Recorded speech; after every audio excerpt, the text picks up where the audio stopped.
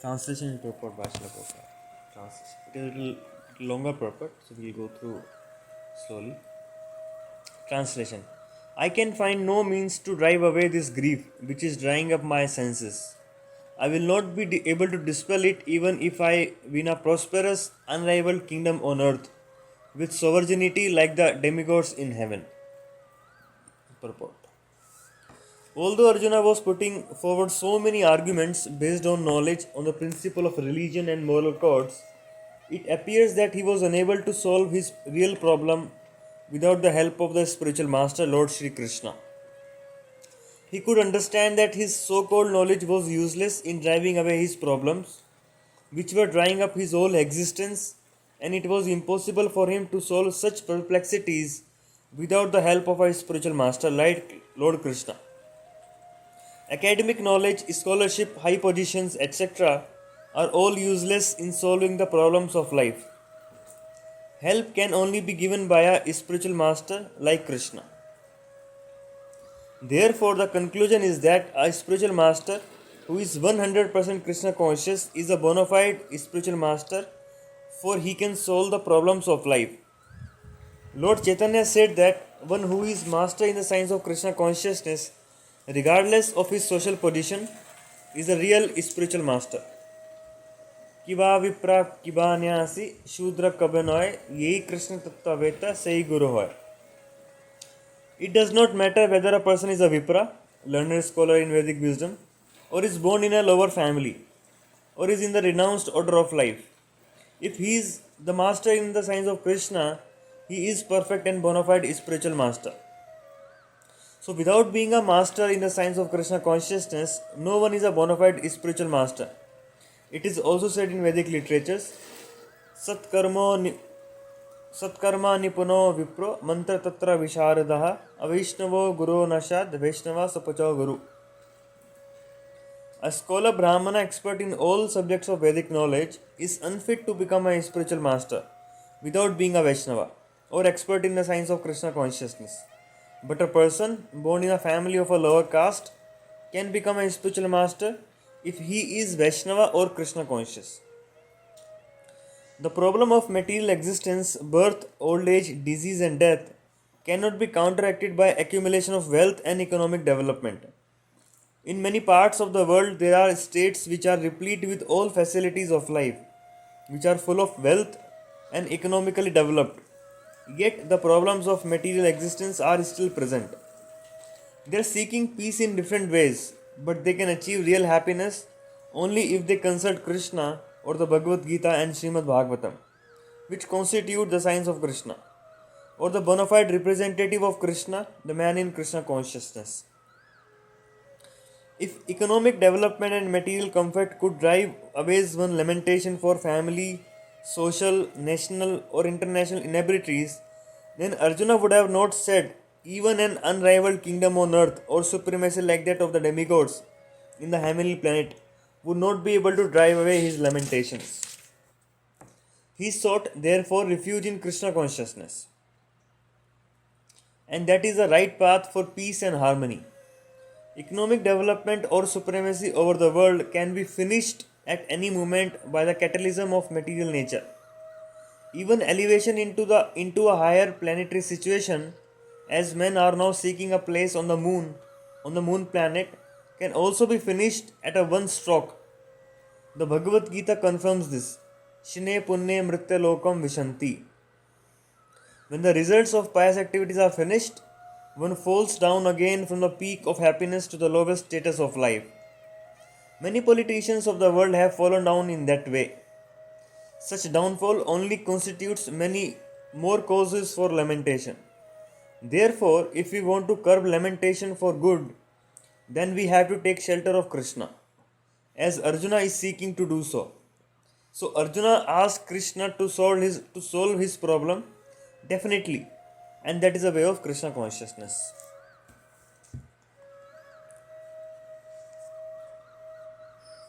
So in this verse again, Arjuna is paraphrasing his situation, what kind of mental situation he is going through. So basically he is telling that that my mouth is drying up. So I can find no means to drive away this grief. And what is this grief? The grief of killing his own kinsman, the grief of killing his own grandfather, the pain which he has to take in getting detached from his teacher, from his grandfather, from all kinds of relatives. So he is going through a lot of emotional trauma, a lot of emotional pain. And because of that, what is happening? Which is drying up his senses. So because of emotional confusion, because of emotional bewilderment, because of emotional trauma he is going through in his mind, in his heart, because of that, what is happening? His senses is not able to work. He's drying up his senses.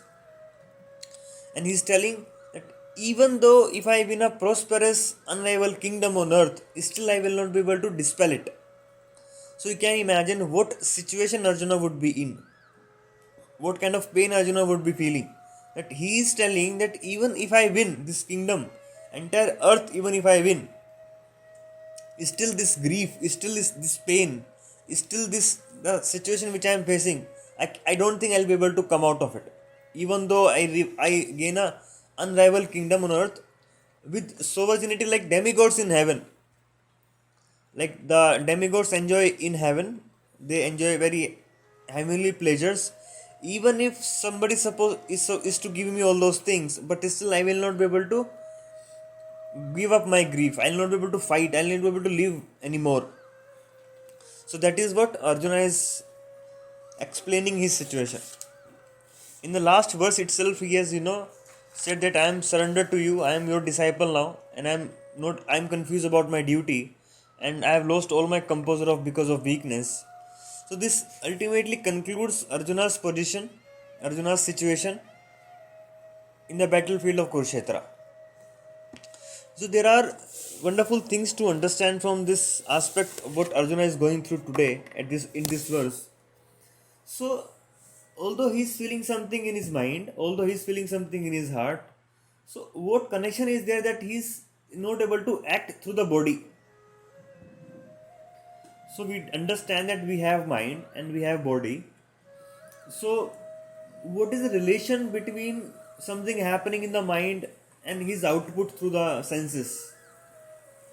He is not able to see. He is a kshatriya. He's perfectly trained kshatriya. He know how to use dhanus. He know how to use chant mantras. He knows how to act in a battlefield, how to act in fight. But because of his mental situation, he is not able to carry out his duty. He is not able to carry out his function properly. So how it has happened? So actually it happens with many of us in our life when we are very angry. So we see we don't have any control on our tongue. We don't have any control on our body. We just just do whatever comes to our mind. We do not check our actions. So our actions which my body performs have some relation with my mental status. It proves this. As Arjuna's bodily action, physical action is being affected because of his mental situation. And similarly, we also see many situations in our life when we are very excited, or when we are very angry, or when we are very jealous. We are not able to carry out our day-to-day duties, which require physical action to be performed. So, what is the relation between our mental status and our action which we perform through our physical body as such? So there is very wonderful thing if you see that every action we do has some intentions. So you will not want to do any action without any purpose or without any intention. It may be known to you that it is my intention, I intended to do like that, or you may not know. It may happen subconsciously. So there is a psychological phenomena which we go through during when we act, or when we before acting also, what all thing has happened, that we will try to understand and try to see how we can apply the principle in our day-to-day life for our better living, for Krishna consciousness. So basically what happens, we have something known as mind, and we have intelligence, then we have this body. So there are three phenomena. What happens is known as TFW. What is this TFW? T means thinking. So our mind, the function of our mind is to generate thoughts. So when our mind generates thoughts that and we process them in our mind with the use of our intelligence, then it is known as process of thinking. So in that sense, you can say thoughts are different and thinking is different. Thoughts means just one idea came to you, but when you start processing it, you start building it up, then it is known as thinking. So when idea comes to us in our mind in different situation for different purposes, then the mind gives this task to intelligence how to whether this thinking is right, whether this idea is okay, whether this idea should be rejected. So mind gave thought whether to accept it or to reject it. It is a function of intelligence. So if according to your intelligence, according to your karmic intelligence, you will see something whether it is right or wrong. If you say it is right, then the mind again will start processing it. It will come back to the mind. So you can see A, B. Mind is A, intelligence is B. A generates some thought, give it to B. B accept it or reject it and again give it to A. So now emotions. So from this thinking process, we start feeling about it. When that thinking become very intense and when we believe, now belief comes into picture because of intelligence intervention. Intelligence will say yes, it is okay. Then we will believe yes, it is right. Once it is right, it will become our belief that yes, it is truth. And thinking plus belief will make your feeling part. That is second abbreviation TFW, thinking feeling. So now after feeling, what will happen is once feeling becomes very intensified, when we start feeling too much about it, when we start contemplating a lot, when we start reflecting too much into those angles, then what happens? Then it comes to next action. So what is the next action? Next action is willing, means your physical action. So if you see the way you acted, it has its root somewhere else. It has its root in thinking part itself. If you would have not thought about it, then there is no possibility of you acting according to it. Then you may say, then but sometime I act in so many different ways. I would have never thought of acting in that way. But no, what happens is we have conscious mind which you are aware of, then we have subconscious mind which we are not aware of. So every thinking, every bit of thinking what you would have done in this life itself, which you would have forgotten starting from birth, or in your previous lives, even your previous life thinking gets stored in your subconscious mind, and once it gets stored in your subconscious mind, it starts affecting our acting in this world also. You will see some childs are born with musical talent. They don't even have to, just they will start playing some musical instrument and it comes very easily to them. Some people it becomes very difficult. Their hand movement, their synchronization between mind and hands doesn't come. Especially for me, it has never come till now. So this intelligence, this thinking, feeling, willing, is been stored in our subconscious mind from millions and millions of lifetimes, and it keep affecting our today's actions also. So what actions I am performing this point of time, or what action I am influenced to do, it has a lot to do with my mind system, with my subtle body as such. And intelligence does not mean only one kind of intelligence. So we know that intelligence is only comprehension abilities. If you're able to think properly, or you're able to have something in you, then it means you have that kind of intelligence. So mind will generate thought, then intelligence will process according to whatever kind of intelligence it is. Then it will come back to the mind, and body will function. So now if you see here, there are 7 kind of intelligence which are present in us, which can vary in numbers with different people. Somebody can be very intelligent, it is known as linguistic intellectual intelligence.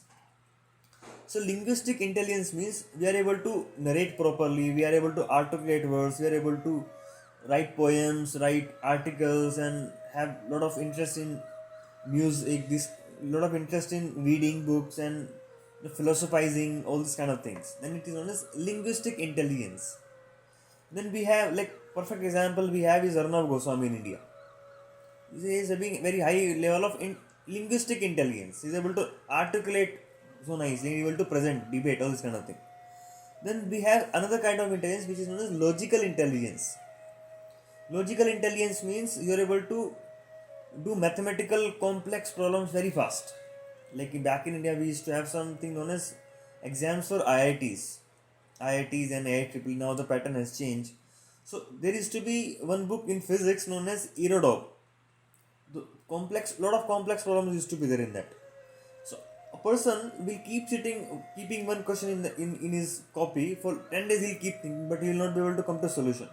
But somebody will be just immediately something will click to them and they will come to conclusion. They will come to solution. That is known as logical intelligence. Then we have bodily intelligence, kinematics intelligence. Means how fast we can have bodily movements, with what speed, with what different kind of parameters are there in that. Like somebody can dance so fast, somebody can do kathak, somebody can do different kind of dancing abilities is there in them. Yoga, gymnastic, all this kind of thing. So they have good kinematics intelligence. Then somebody may have spatial intelligence. Like you see people who do a lot of architect work and they are able to think in 3D. So thinking in 3D comes very natural to them, and they are able to define things. Yes, they will imagine something and they'll do something and solution will come up to them. Then we have musical intelligence. There are so many kind of musical instrument and musical vocal itself, that how you are able to have a lot of, if we see music, we just hear music, we just experience its goodness, but behind it a lot of intelligence has gone into, like A.R. Rahman and this kind of people, music composer. So they are able to play around with all those tunes, like a programmer can play around with the chords, like the similarly music composer or a singer play around with those words, with that kind of tal, that kind of vocals as such. Then we have interpersonal skills. We're able to manage people so nicely. We're able to have an interpersonal bonding between two people so quickly it happens with somebody. They have interpersonal skills as such. Then there is something known as intrapersonal intelligence, that how they are able to manage their own self. So all this kind of intelligence we get in different varieties, in different intensity according to our guna kala karma, because of our previous life, and based upon that my action get infected, or get influenced, so to say. So all of these things makes our perception of our life. If you see, your action is not, as you understood, your action is it is not any whimsical action. It is based upon certain perception, and all those combines together, different kind of thinking plus its belief plus that feeling, all those combines together to make perception of a being. And according to our perception we look around the world. Like if you see, for an example, if somebody is cutting some goat, so for somebody it may be very happy situation, and for somebody it may be very painful. So what decides that it is going to be very painful for somebody, but it is going to be very enjoyment for somebody, pleasure giving for somebody? So what decides that? It is decided by perception. So when we see so many things, different ideas come to us. It is said, you have one object or one situation, everybody will read them differently. They will not read similarly. If you take all of their description, they'll have some of their own angle to fit into. That is because we have different perception of our life, and that perception governs our life more or less. So what we want to do in our life, our ambitions, our future goals, or our whatever you want to see in your life, how you want to take your life further, what you want to do in your life, it all depends on your perceptions. And these perceptions is more or less depends on your kind of intelligence you have been using in your past, and what kind of intelligence is been given to you. Like we say musical perception, somebody is able to perceive very fast about music thing, somebody able to perceive logical thing, that all about perception in the mind, and it depends on the intelligence. So now what kind of intelligence which is required wherein we deal the problems of human life. That is very important to understand. So, a person may have very high IQ, a person may have very good EQ, but person may not have good SQ.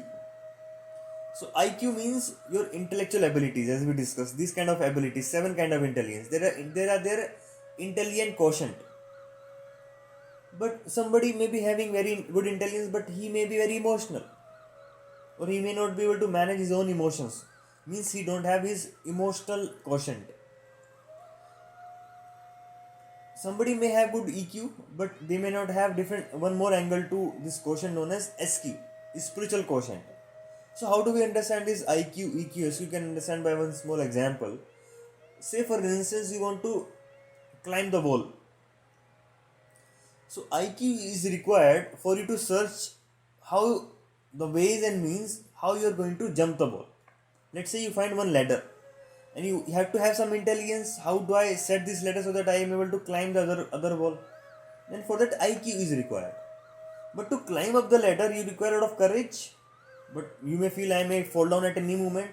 So you require that kind of courage, that kind of heart, that kind of emotional stability in you. Otherwise you'll keep shivering. So that comes by emotional quotient. So setting up the ladder against the wall require IQ. Climbing it require your emotions to be stable, you to be having that strong mind. Then the third angle come to it is that when you start thinking, then why I have to jump the wall? Why I have to jump the wall? What is the requirement of me jumping the wall? Why it is required at all in the first place? So that is known as SQ. So people may have wonderful IQ in their life, people may have wonderful EQ in their existence, but people may miss the most important angle to our existence, that is known as spiritual quotient. And this spiritual quotient is so important that it gives a meaning to the life itself. You may say I'm doing so many things, I will do like this, I will do like that, and I'm be very emotionally stable in going across all these things. But ultimately, why you want to achieve that at all at the first place? What's the purpose of you achieving them? How do you how do you put all those things in perspective? In the sense that how this activity of yours is going to do some add some meaning to your life.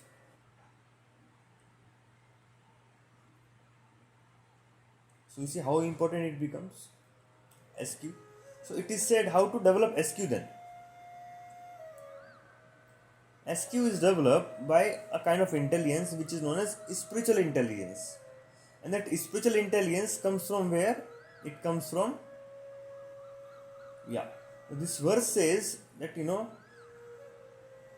although Arjuna was putting forward so many arguments based on knowledge of principle of religion and moral codes, it appears that he was unable to solve his real problem without the help of spiritual master. So why he was unable to solve his real problem? Because he was lacking some angle of intelligence into him by himself. Although he was very giving a lot of principle of religion and moral codes, but the fact was he was not able to carry out his duties because of lack of spiritual intelligence. And that spiritual intelligence he is asking from Krishna to give him. So when now Krishna is going to speak Bhagavad Gita, now Krishna is going to give him this understanding that how he can come out of this problem, that problem which he is facing about life itself. So that is how we change our perception from material to spiritual. Like one example given in this verse, that can our wealth or economic development change the pain which we go through sometimes in our life? Like we have many big people committing suicide. Like recently, lot of ruckus is going on in India about Sushant Singh Rajput suicide case. So he was having all the richness in his life. He was having so many things. He was a famous star and all this kind of thing. But what? So, but still he went through some problem in his life. Some challenges he was facing. But he was not able to withstand all those challenges by himself, because he was although he was having any all kind of economical help, all kind of financial situation was very good, but still there was something was lacking in him, because that was a problem of life itself. And problem of life we cannot solve unless and until we understand from Krishna, from Bhagavad Gita, from a spiritual master, that how do we carry about things. So when we do that, then what happens, our perceptions start changing.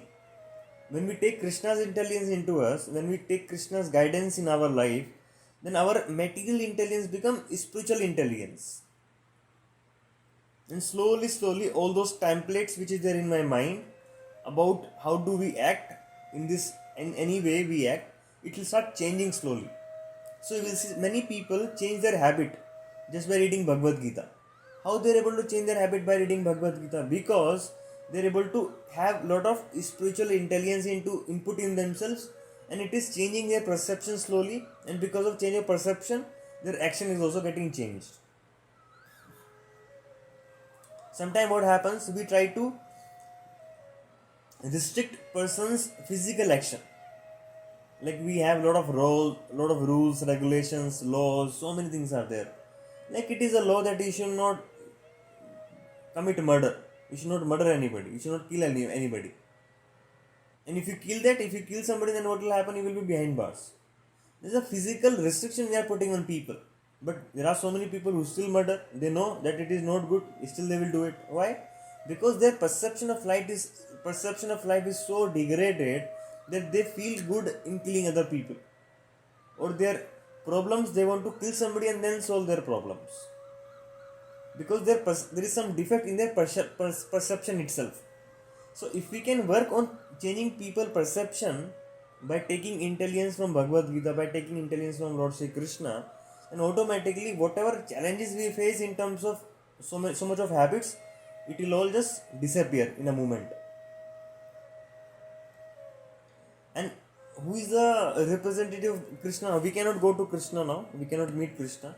So yes, we cannot meet Krishna now, we cannot see Krishna directly, but still we can see his representative, that is known as here spiritual master.